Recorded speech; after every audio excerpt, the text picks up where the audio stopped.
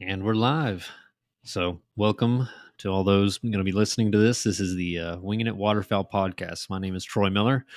I will be one host. And then today we also have, always we're going to have Blake Horton. We'll be hosting this podcast. So, let's start out today by kind of introducing ourselves, who we are, what we've done, our history, kind of how we got to this point. Want to go ahead, Blake? Hello, everyone. Blake Horton. I am a fireman in the state of Texas, as well as an EMT. Been fireman EMT for over 12 years now.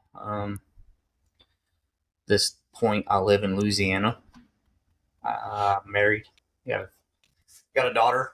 She's about to be one. Very excited about that. I guess I started about duck hunting.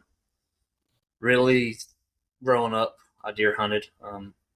Me and Troy have known each other since birth, pretty much. Our parents. Yeah, 32 years now.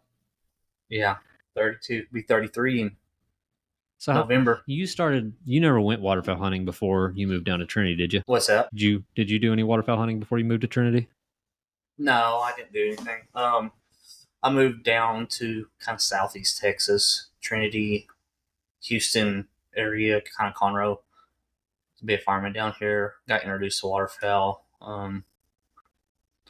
Took to it pretty quick. We went out, and first duck I shot was a bufflehead, and after that, it's just been game on. Picked it up pretty serious. Ended up getting a lab. His name's Wiley. We've been hunting for, this will be a fourth year now. I think this is fourth year. Yeah, it's his fourth year. Like I said, when I started wildfowl hunting, I dived head first, bought a boat, bought everything, gear, everything. So been downhill ever since. So how did you get into waterfowl hunting? Like who took you? Like what happened? How did that come to fruition when you moved down there?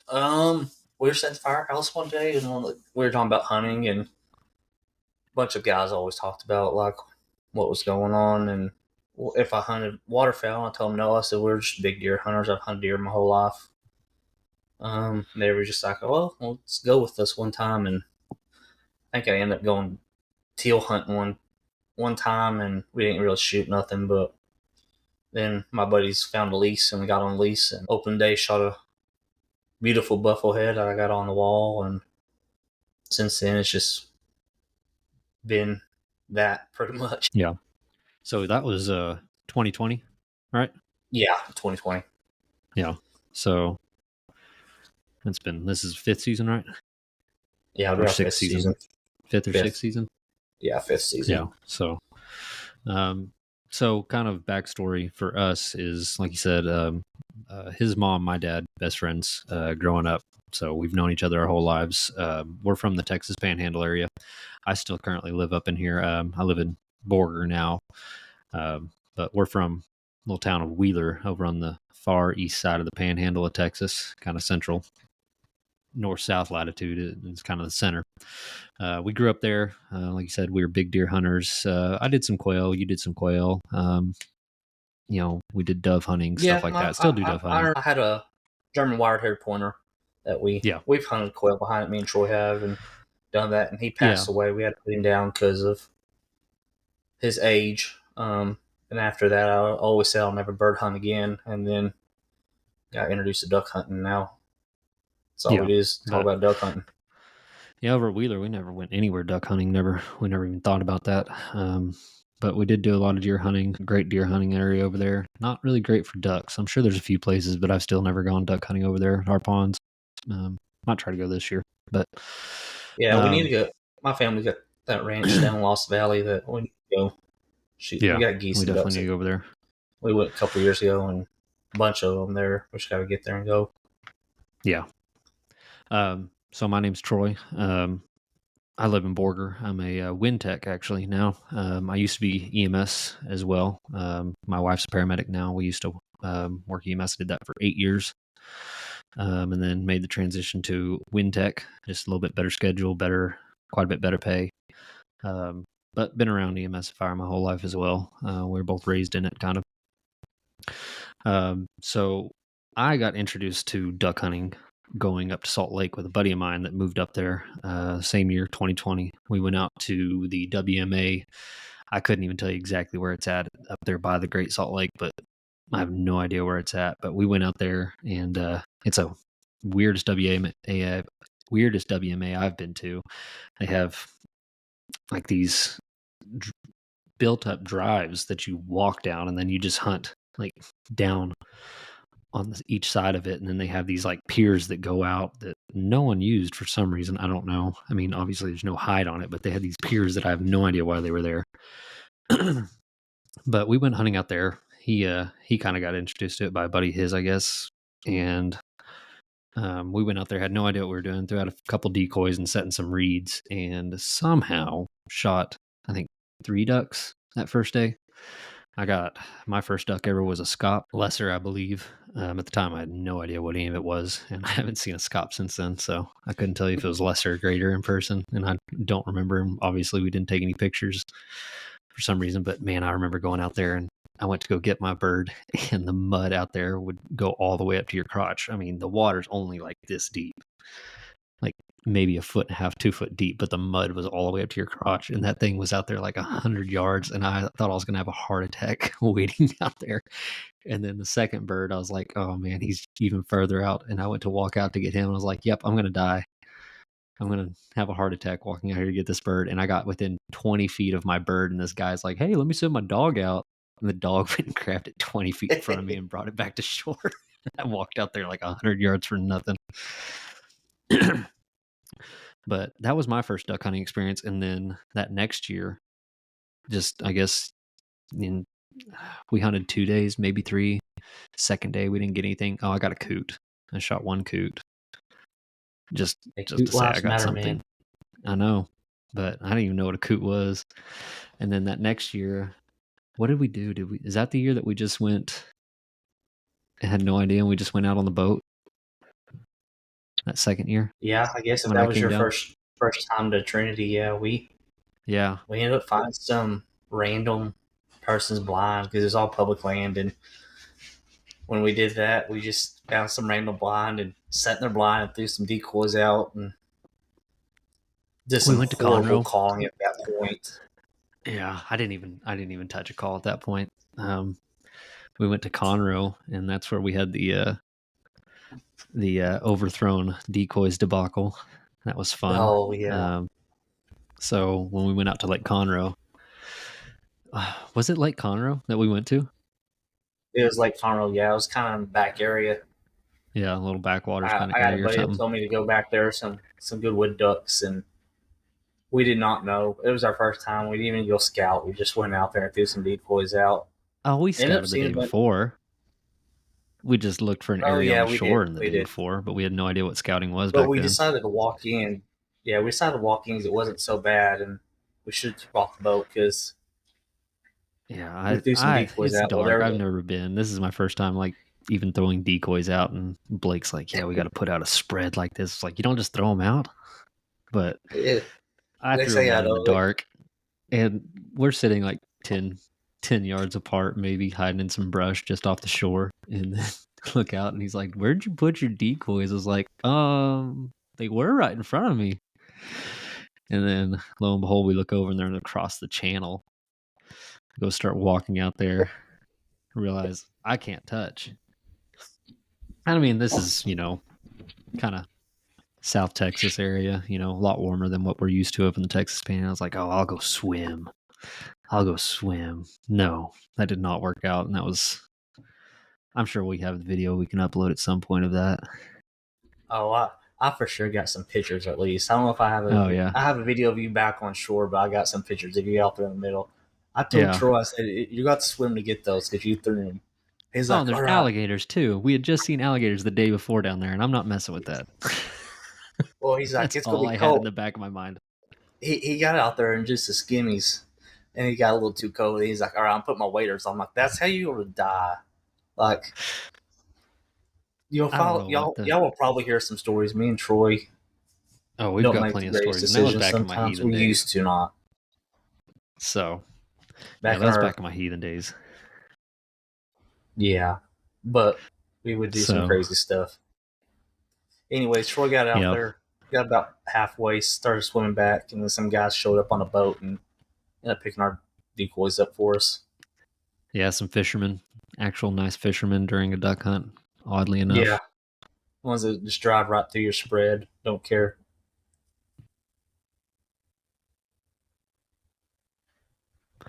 Yeah. So back to about me. Introducing myself, I guess, still. So yeah, that was 2020 going up to Salt Lake and then coming down there with you the next year in 21 was my first intro to duck hunting. Like I said, I'm Wintech. I have 4 kids. I've got 3 daughters and then a son that's about to turn 1. So I've got 11, 9, 5, and 1. He just turned 1, actually. Sorry. But my oldest daughter, she's deer hunting. Last year was her first time. This year, my second daughter, my middle of my girls, she's probably going to go get to watch, but she's not getting to hunt yet this year. We kind of do 10 years old in my family. You get to hunt at 10. My wife got her first deer this last year, so that was pretty cool. Opening of dove season is coming up on Monday as we're recording this. It'll be on this upcoming Monday, so a week. Oh, 8 y'all's days from opens now. Monday. Not tomorrow, but it'll be on the 1st of The September. first. Okay. Yeah. We don't open up till I was supposed to go with here in Dad. Louisiana. Y'all what? We don't open up till the 6th here in Louisiana. Oh, So yeah. it'll be How long is Saturday, y'all's, do you know? first Saturday. What's that? How long is y'all's dove season down there? It's not as long as up there. Because ours goes through November 10th, I think, and then we open back up for like 12 days in December to January. Yeah, I'm not sure. I haven't really looked. Yeah. Yeah, I was supposed to be going with Dad and Pop, with my dad and my granddad, but that kind of fell through, so I'm not sure what I'm going to do. I may just take Ruth out, go to the ranch, drive out that morning, go hunting for a few hours, and then come back. Because the public land around here is good, but I can't take the dogs. They don't allow dogs on the public land here, or the state leased land for these fields that they have leased. We're not allowed to take dogs on them, so I'll probably just go out to the ranch. I did get me a new spinning wing decoy, and then I've got that dove tree, and I got a ton of dove decoys last year that they put on clearance. They're like, it was like 4 or 5 to a pack, and I got like 3 or 4 packs for $5 a piece. It was pretty cool. And then I got that dove tree. It's like a $60 dove tree thing. It goes huge, and I got that for like $10 that they had it on clearance when they were clearing out all that stuff at the end of season. So I didn't get to use it last year, but I will get to use it this year. So I think me and Ruth, we'll see how she does on her first hunt with that too. Yeah, I think we're gonna go sit out in the field behind the house and plant a little millet out in the backyard. Yeah, I saw you said that was coming up to head. Yeah, it's already heading out, so we'll see how Is that a little bit early, or is it gonna keep going for a while? It'll go for a little bit. I mean, they said it would go through at least December. About December, Oh, it will. It'll produce through December. Yeah, that'll be good. August 15th was the last day to plant it to get a good crop for duck season. So we're pretty dry here in Louisiana right now. I know y'all had a lot of rain, but we have not compared to what. Yeah, we're forecasted chance of rain every day for the next 7 days. Yeah, short chances. Tuesday's our best chance. It's supposed to be like thunderstorms. Yeah, I get to hunt a private duck pond every now and then that I planted in millet. It's hard to plant it in millet when you got cattle on it too, because the cows like to eat it. So we'll see if it survives the cattle. If we get some rain, it would flood it, and it wouldn't be so bad. But it's at the point where I'm excited because everything on that public land around where I work, they planted all corn last year, and then they baled all the corn, so there was nothing left behind. But this year, half of it they planted what do you call it? It's not millet. That's all I've got stuck in my head now. Milo. Milo. That red top Milo, sorghum, whatever you call it.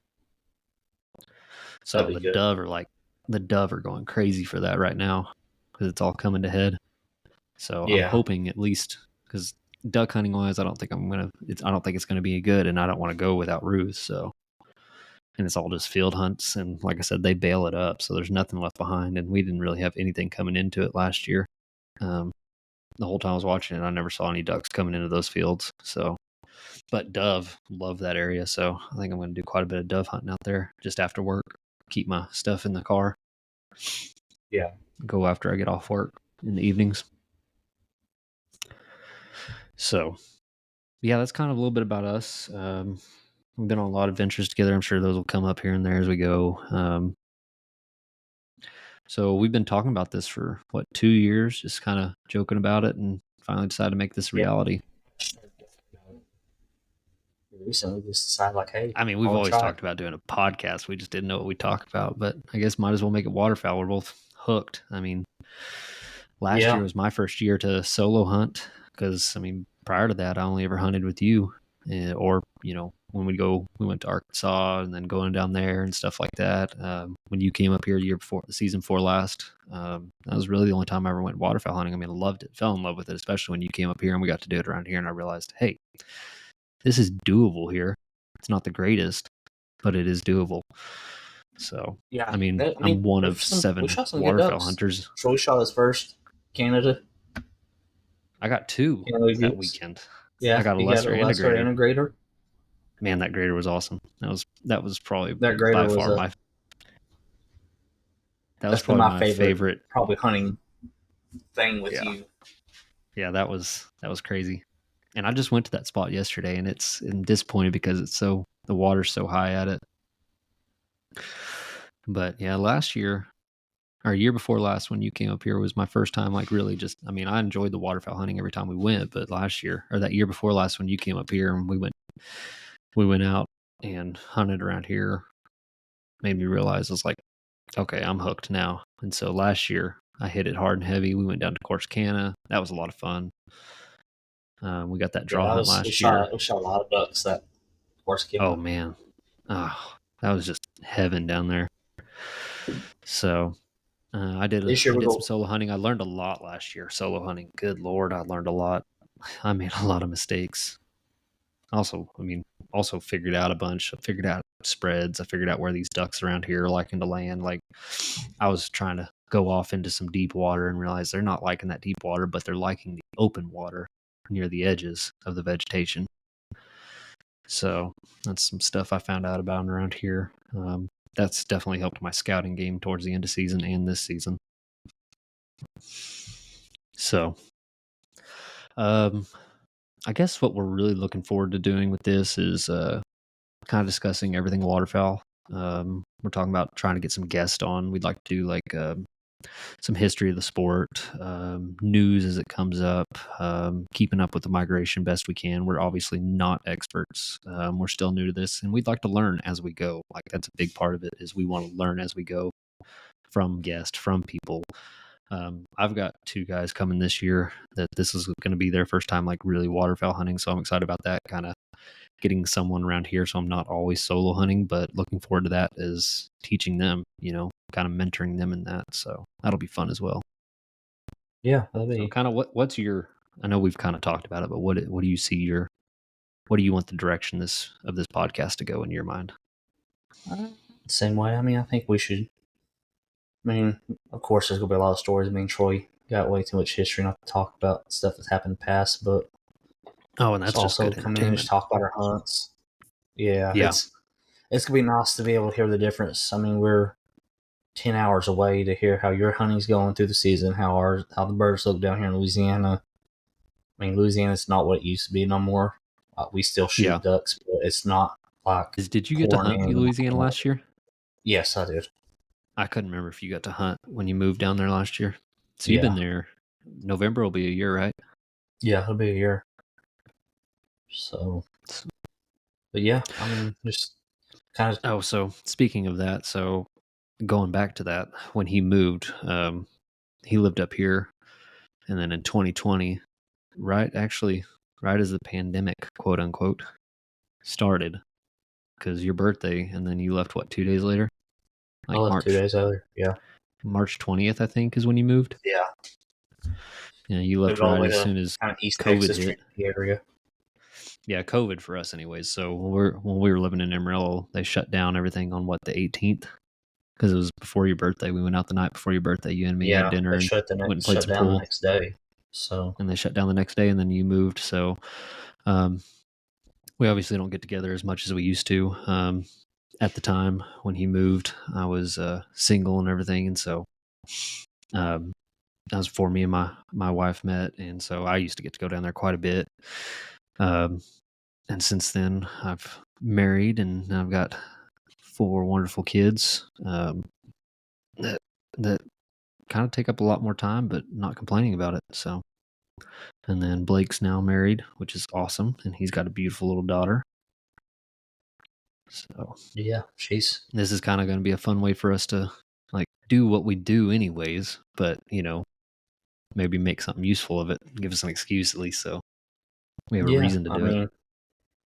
We get to talk about a lot of stuff. I mean, not even waterfowl's our main deal, but we also deer hunt. Our deer hunts here in Louisiana. We could talk about. I mean, we'll talk about that sometimes too. It's a little different. Oh, I'm sure. We deer Like dove hunt like season, normal, and then we also run dogs. So yeah, it'll be interesting to talk about a little bit of that when time comes. yeah. I'm excited about dove season. Kind of getting the rust off on that. Got to go do some shooting. Yeah. So this year we're switching it up. We finally, luckily, flight day kind of came around, and we're gonna get to try out that flight day ammo, which I am super excited about. Have you even shot it yet? I have not. I'll go take a little bit and shoot it during teal season. Yeah, I'll listen to I'm gonna. a bunch of I his think I'm gonna order those. podcasts and Yeah, so, we both got the Jimmy Muller chokes. You got decoy choke, right? yeah, I got the decoy one, but I'm excited about this flat day ammo. We've been trying to find some ammo that'll fit what we're normally shooting. Oh, I know It's gonna be man, nice to go through dove season and not have to change our lead at all between dove and yeah. I'm so excited about this flight day. That's what I know you and me bought that case, and you've got it down there, so I won't get to use that until we go on our trip. So I guess we could talk about that a little bit too. So just kind of up and coming. Yeah. We're going to Nebraska. What is the town in Nebraska? It's around Hastings.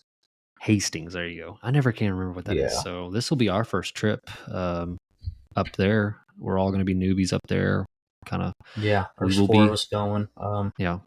We will be winging it as we're saying. So that's kind of how this came about. Everything, as you will find as stories are told, everything me and Blake do, we do full on, but we're very hard-headed and think that we can do everything, and then it works out 62% of the time for us. We wing it a lot on everything. Like, we have figured out so much about waterfowl just trying to wing it and be like, oh, let's just go do this, let's go try it. I mean, we've obviously been taught by other people a little bit here and there, but we've definitely, like, when we went to Arkansas, that was a disaster. I mean, looking back now, can you imagine what that hunt would be like now? Knowing what we know now. And I mean, we're still new to this. That's what's exciting about it. Yeah, I mean, Arkansas was horrible. 4 days up there, it snowed on us, and we shot 1 duck. Or I shot 1 duck, and I got I think 2 woodies. Like 3. Yeah, I got 2 woodies. You got? No, I got that. I got 3. I got 2 woodies and a mallard hen. I forgot about that mallard hen. That was, I think someone else had winged that. Because you got that really, wasn't it a blonde mallard? No, it was just a normal one. What was special about that mallard? There was something special about that mallard, I thought. It was just my first mallard and Wiley's first mallard retrieve, so it's on. Oh, that's what it was. Yeah. Didn't someone get a blonde mallard on that trip? Someone got the other group? Oh, they got a band. Okay. Yeah. Gotcha. Yeah, so we're going to Nebraska. We're going to go 7 days, maybe a day or 2 more, depending on scheduling. going up there for 7 days. We'll have 4 of us. We got us a little Airbnb. We've been doing internet scouting, obviously, so none of us have actually been up there, so we will see, but it looks like it's going to be a good time. Weather's going to be, I think, our biggest factor.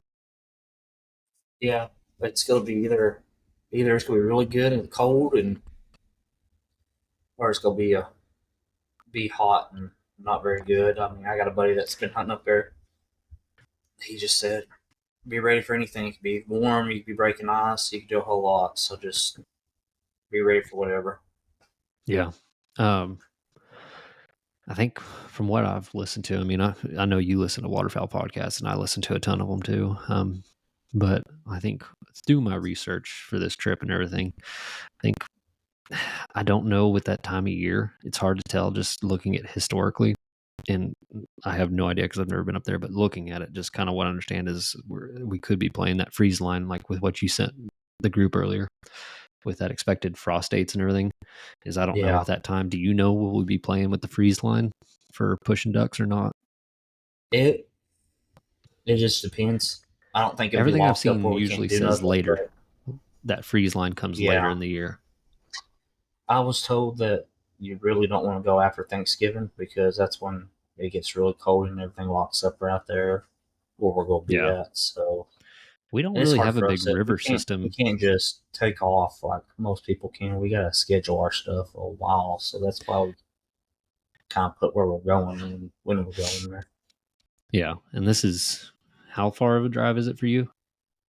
Oh, I think it's 13 hours. Yeah, I was thinking you said like 14 hours for you. And it'd be, I think, 8 hours for me by the time we meet up, and then 7, 8 hours, something like that. And then Addison's what do you say, like 17 hours? He's about the same as me. Is he? I thought he was saying it was going to be like 17 by the time he met up with his dad. No, I mean, through Houston traffic probably, but Yeah. he'll leave early. He don't have to worry about that stuff. Yeah, that's fair. Oh, I'm excited for this trip. Yeah. It'll either be fun. a bust or great, but I mean, either way, we're gonna have a great time. We always do. And Yeah. we're not limit dependent hunters. But I would like to see some new ducks up there. I will say that. Yeah. I'm not a purist at all. I don't care what I shoot. I just want to shoot a duck. Yeah. But hey, speaking of, have you heard anything on my mallard mount?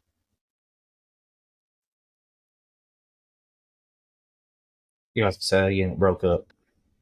Oh, I was saying, have you heard anything on my mallard mount that I sent with you? They're backed up. I know you said they're backed That's up. all. This is 2 years now coming up in December. Yeah. So, I mean, it's no rush. I'm just curious. I just now thought about that. I was like, man, I haven't checked on that in a long time. Yeah, I need to call him again and see. Yeah. So have you been doing anything with Wiley? I know it's been hot for y'all like it's been for us. I know you said it's been kind of difficult getting Wiley back into fighting shape. Yeah, we've been throwing the ball for him every night. Caitlin's been throwing him at work, so we got a little pond just right beside the house that we swim him in a lot too. So yeah, we got some good little places to work him out here. He's looking probably so are you the best gonna he has order that? since Are you gonna order that recoil vest that I sent you? No, I still have one of my Rig'em Rights. I'm just waiting to wear it out.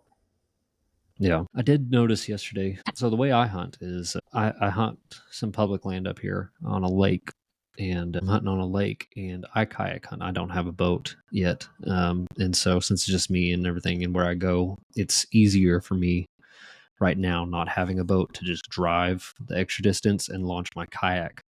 So I go out of a kayak, and I've got a pretty good little system set up from last year. Like I said, last year was a lot of growing pains. Last year was my first year doing solo hunting and without someone that actually knew what they were doing. And, at the time, I've just kind of been the extra guy going with y'all.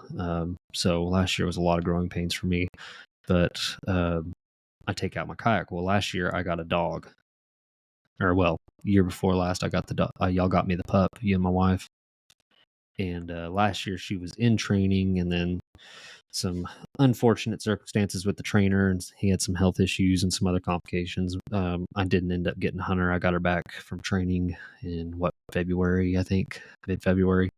So I never got to take her out last year. She was supposed to be done in like December-ish, end of November, beginning of December, because we were really hoping we were going to get to take her to that Corsicana trip.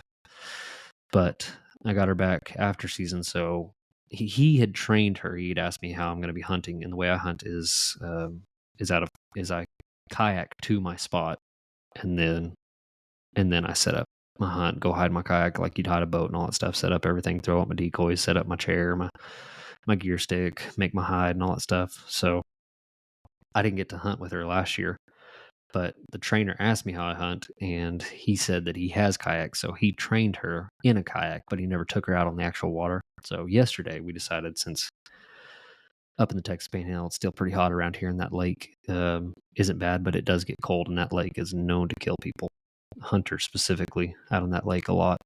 So I decided we're going to take my dog Ruth, she's a chocolate lab, decided we probably ought to go out right now, and we need to scout anyways, because the water levels are up so high. Everything I hunted last year is like, that was 3 foot deep, is like 7-8 foot deep now. So complete different change of area to hunt.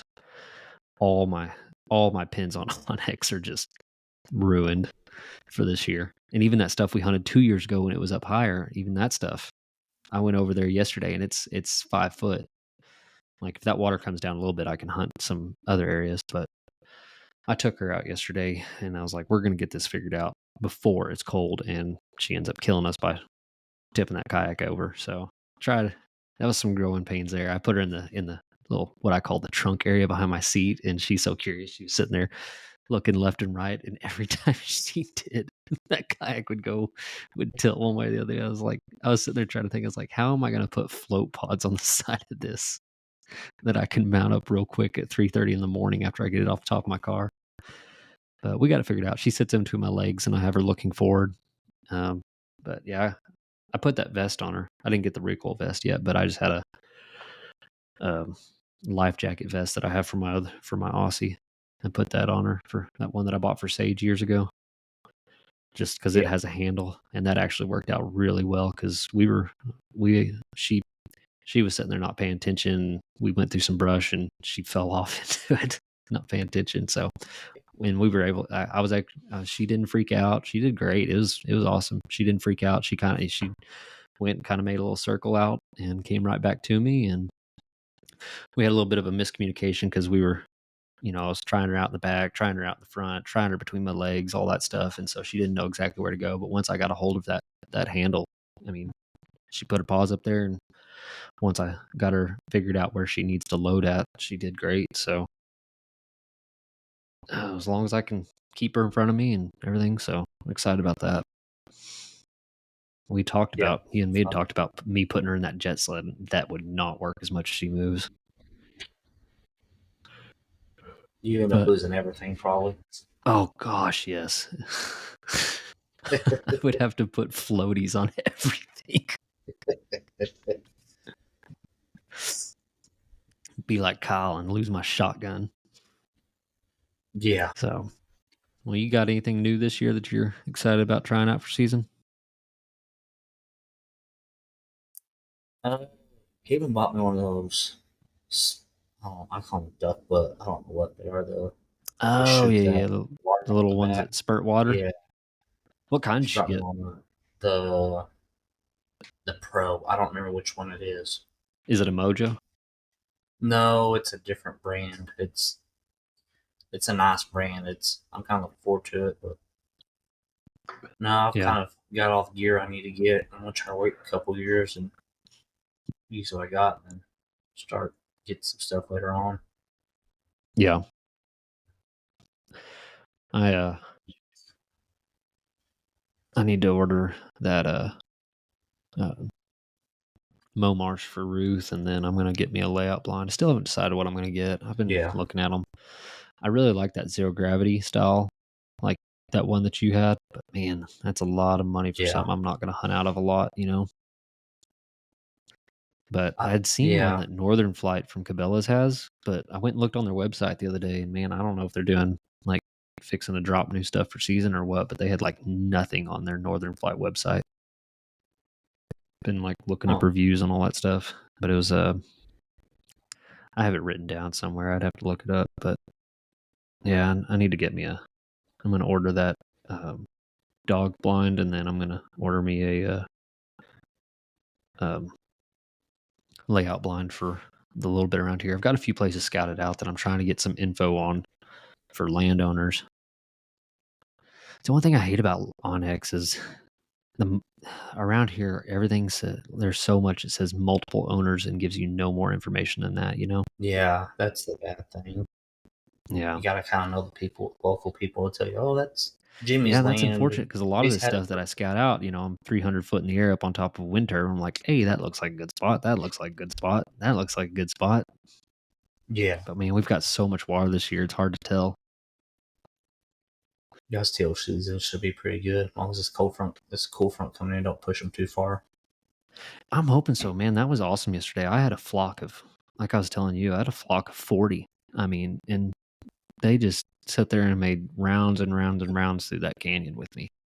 And then I had one that landed, flew right over my head, little jet engine went right over my head while I was in the kayak. And she went and landed about 40 yards up, and I was able to get within 10, 12 yards. I was like, hey, if she likes that area, I'm going to go look at that. So I found some stuff in some cattails that I may try to hunt if that other area, you know, gets too crowded. That one I sent you yesterday. Yeah. They look like good areas. Yeah, I think so. I need one of two things to happen. I either need the water to stay exactly where it's at, or I need it to come down about 2 feet. So, yeah, man, I've got this one spot. Now it's going to be open up a lot more new spots, more vegetation for y'all. Yeah, and I was walking it. I shored the kayak, and I took Ruth with me yesterday, and I was throwing her her bumper and getting her back into there, and we went walking once we got up, and there's a lot of that stuff, like everything last year there's like a big plain area, just plains area, and it's like, I mean, just pockets of water here and there, and then just mud. So I'm hoping that if these couple areas that I scouted out don't work out, then I'll just go, and if the teal are landing over in that, like I think they might, then I'll just go set up over in there. Yeah. Because there's bugs, there's seeds, there's everything they could want over in that area. So I'm sure it'll be fine. Have you been doing any scouting yet this year? Y'all don't have any public land around you, do you? No, it's more, all public is all forest. So I'll hunt that little pond that's on the Red River, right off the Red River, that I hunt all the time, and there's a couple wood duck holes that I have. Yeah. What's y'all's limit on wood ducks down there? Is it 6 or is it 4? On the teal? No, on wood ducks. It's 3. Oh, is it 3 wood ducks? Mm-hmm. Y'all have, in the Mississippi Flyway, y'all have 6 is your limit, right? For your aggregate? Yeah, 6 are. Yeah. Yeah. Is it a 5 mallard limit like it is here? More than 2. What's that? Okay, so y'all have 4 mallards there? Yeah. No more than 2 hens, 3 wood ducks. What does y'all split look like there? It's horrible. Let me see. I got it on my phone. So our season opens the weekend that we're in Nebraska, and it goes until December 7th, and then it's don't open back up till the 20th. And then our last day is the same as Texas. It's the 25th of January. I think mine is is it the 25th? I thought it was the 27th. I think it's 25th. I might be wrong. Yeah. Well, I'm in a weird one. You know, I'm not even like the rest of Texas. I'm in that High Plains Mallard Management Zone. So we don't have a split, and I don't know how. I'm not complaining about it whatsoever, but I am not sure how that works where we don't get 60 days. We get what, 90 something days? Yeah. Because I've got, I guess we technically, quote unquote, have a split. We have an opening weekend of October 18th, 19th, and then season officially opens October 24th. And yeah, you're right, January 25th. So. Good thing is the pintail are up. Yeah, we've got The 3. limit's 3. So. Y'all got 3 as well? Yeah. That's one thing we need Nebraska to look at for Nebraska. has 3. Have you looked at, is it in 3 in Nebraska as well? It's 3. I'd like to talk to someone from Nebraska and ask about what's the point of that tier 1, tier 2 system they have. Because I read on it and I just don't understand what the benefits of being tier 2 is. I mean, I didn't look at the price. Yeah. I don't know. Is it considerably cheaper or something? It's the same price. That's what I was thinking you told me, but I couldn't remember for sure. Yeah, it was the same price. I don't understand why you just want to shoot 3 and not be able to shoot 6. Yeah, I don't understand that. It'd be nice to talk to someone and see why that's a 2-tier system and one seems to have no benefit towards you. And I'm sure there's a reason for it. I don't understand it from what I was reading on it whenever I was looking up our out of state license and all that stuff. Speaking of, I'm a little concerned because on my outdoor annual, I bought my license 3 days ago and it's still not updated. I still am just showing last year's license. I show all the way back to 2010. I was going to ask, is yours on outdoor annual? Because I did digital only this year. Yeah, that's what I did too. I bought my yours is a lifetime hunter license. I moved, so yeah. But you bought your lifetime before you moved, so that's what I was going to ask you. Yeah. Like on your downloads when you go to your licenses, do you? It's got active for 2025. Well, yeah, but if you look at that, that's last year's. Oh, yeah, mine ain't popping up yet. Well, maybe not. So when I look at mine, well, yeah, mine's showing valid 8/15 through 8/15/2024, valid until 8/31/25. So I wonder if that's going to be something that updates the night before, because if you look at my federal duck stamp, it's already expired on there. Yeah. So I don't know. I don't know. I was going to ask you if yours was on there because mine, since I did that digital only, I assumed it would, take a day or two to process and then be on here, but it's been 3 days. It's not active on mine now. I just refreshed my list. Yeah. At my hip, my federal, and my lifetime hunting. Same kill. And I go to look up. I go to look up account and everything. Oh, there it goes. Actually, it just popped up 26 now, and it shows everything's annual. Yeah, so if you go in, so I have my wife, my grandpa, my daughter, and me all on here. If you have to, even if you're on there, what I had to do just now is connect another account. You need to go to your old license and copy your customer number. You see where it says that up at the top under your name? Copy that, click on that, it'll copy it, and then go to connect another account, type in your last name and then your customer number. Look up account and it'll say, is this the correct account? You attach it and it just popped up my 26. Okay, well that answers that question. So if anyone out there's wondering, that is how you do that. Because I need to look at that this year. I was wanting to play with it since this is my first year doing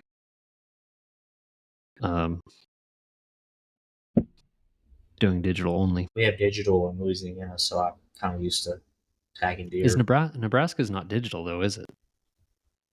No. Yeah, I mean our license will be digital. Yeah, we can use digital. Is it? Okay. I was going to ask you about that because I know I looked and I don't remember if that's something that we were going to have to order ahead of time or if we could buy it online and have it online. No, you can buy it online and do the app. Yeah, because Arkansas, we did digital. Yep. The only thing different was that we got Arkansas state tags. Our state stamp. Now. Nebraska has a state stamp, doesn't it? Yes, they do. Do they have one in Louisiana? Yes. What does that run? What's y'all's license run down there? It's $80 for the year for me. It's what? $80. Oh, that's not bad. No. No, mine this year. So this year, I did not do my super combo just because there was no reason for it. Yeah. And I was like, I'm gonna save $35 or whatever it is, like $35 on my fishing license, and just get my resident hunting. And so I did that, and then with all my endorsements and my federal duck stamp, it ended up coming out to $123 for the year. Yeah, because I don't do any fishing in the winter up here, so the only time we go fishing out here is spring and summer. So, and I really, haven't done much this year. Me and my father-in-law went out Father's Day, and then I went out either the weekend before or the weekend after that. I went out on my kayak and went out the weekend before or after that. I don't remember which, but that's all the fishing I did this year. I'm a terrible, terrible fisherman. As you know, you are as well. That's how we hunt. We are not very good fishermen. Yeah. I'm not a great hunter, but I am a better hunter than a fisherman. So, but Wiley's doing okay though. Like getting ready. He's doing great. Looks good. Yeah. It took me a little while the other day.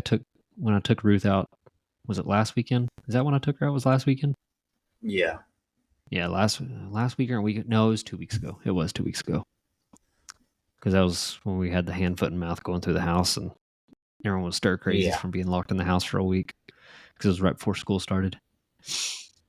Like the week before school started, and so we took her out there, and it was a little just different for going in the water. She was fine until I had her going out into the where she couldn't touch. I threw that bumper out. I should not have thrown her bumper out there that far first round. And then she was just curious. That was her thing, is she was just curious. I need to get her a little more tuned in to, when we get out there, it's time to go. Because she was wanting to go sniff around and run around. But we'll see how it goes this year. I'm excited to see how she does. Yeah, it should be good. But we were doing real good about walking and jogging, kind of getting her in a little bit better shape, both for her and for me. Because we could always afford to be in a little bit better shape, especially coming up to Nebraska, because we're going to be doing so much walking up there. Yeah, there's going to be a lot of walking. Man, it was getting to where it was like 100 degrees at 9 o'clock at night. I was like, I'm not doing that.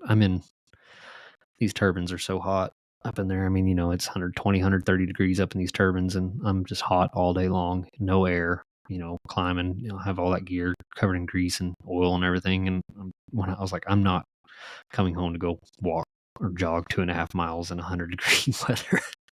So now that it started cooling off, man, I'm so excited. The high for the next 14 days when I looked up today was 86. That's awesome. For the next 14 days, it is a high of 86 with 10 days forecasted for possibility of rain. Yeah. Wow, he's starting to go stir crazy. You can tell he's ready to. He knows hunting season's right around the corner. Yeah. I've been having a problem with, I know you were feeding that Victor. You're not feeding Victor anymore, are you?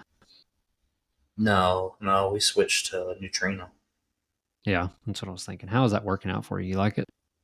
Oh, it works perfect. We got both dogs on it, actually. Even the house dogs on it. That Neutrino price point, is it relative or is it more or less? It's a little bit more, but it's better than. I'm not a Purina fan. I don't do the Purina. I tried him on it. Man, it didn't look good. I was price checking the Purina, and I've heard a lot. I know a lot of people are really happy with it. But that Purina Pro plan, that is $100 for a 40-pound bag. No, it wasn't even 40. I think it was a 30-pound bag. Some of them were $100. That's my local Tractor Supply anyways. I don't know if that's how it is everywhere, but man, I was just looking at it because I've been feeding Victor, and I've really been happy with it with all the dogs. Yeah. And I've been feeding the Victor Pro Max 5 one, and I like it because it has that glucosamine in there for my 12-year-old dog. But none of them have been eating it for the last week.